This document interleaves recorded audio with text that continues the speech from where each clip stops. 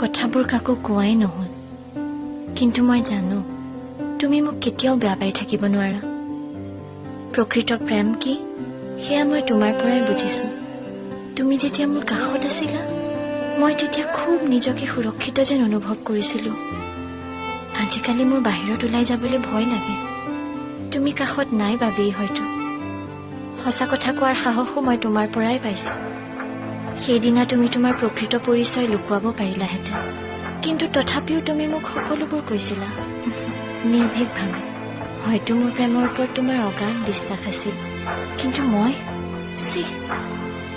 সেই দিনটোৰ বাবে মই নিজকে কেতিয়াও ক্ষমা কৰিব নোৱাৰিম। কিন্তু মই জানো তুমি মোক ক্ষমা কৰি দিবা।